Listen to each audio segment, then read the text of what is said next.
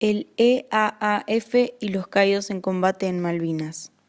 El Equipo Argentino de Antropología Forense, EAAF, es una organización científica de gran prestigio internacional, no gubernamental y sin fines de lucro que se fundó en 1984 para investigar los casos de personas desaparecidas durante la dictadura e identificar los restos de muchas de sus víctimas a través de métodos científicos.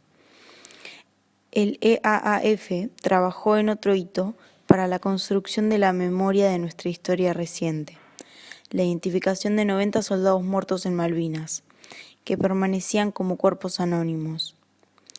Luis von der Wrieder, el director del equipo, fue uno de los argentinos que viajó a las Islas Malvinas para iniciar el proceso de identificación de los soldados.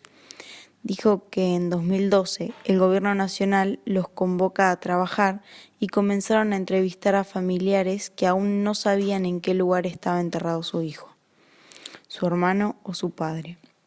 Fueron 107 familias las que presentaron su consentimiento, aportaron datos físicos de sus seres queridos y dieron muestras de ADN para el proceso de identificación. Luego de las negociaciones diplomáticas, en noviembre de 2016, se firma el proyecto entre Argentina y Reino Unido, que determinó que la Cruz Roja Internacional iba a coordinar el equipo de trabajo. Finalmente, a mediados de junio del 2017, viajaron a las islas un equipo de 14 profesionales, 3 personas de Argentina, 3 personas de Inglaterra y 3 colegas de otros países convocados por la Cruz Roja. Hace 35 años, muy cerca del retorno de la democracia y en el contexto de la búsqueda de madres y abuelas de Plaza de Mayo, cuando se formó el EAAF, la especialidad era infrecuente, tanto que hubo que recurrir a un especialista extranjero, Clyde Snow, para colaborar con la CONADEP, los jueces y familiares en la identificación de los cientos de cuerpos NN que se exhumaban en cementerios y centros clandestinos de detención. Fue Snow, justamente, quien al no encontrar profesionales y experimentados dispuestos a ayudarlo, convocó a un grupo de estudiantes y antropólogos muy jóvenes y les enseñó el ABC de una práctica en la que hoy son avesados expertos.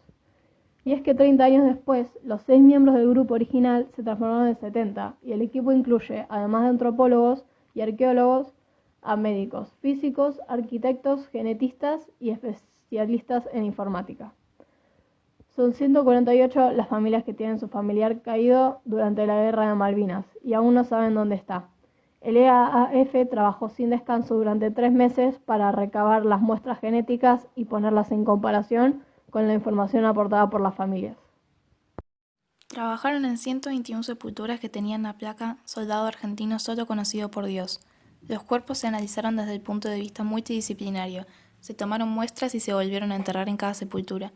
Al mismo tiempo, en un laboratorio en Córdoba, se compararon las muestras aportadas por las 107 familias junto a las muestras que tomaron de los cuerpos y pudieron identificar a 90 soldados.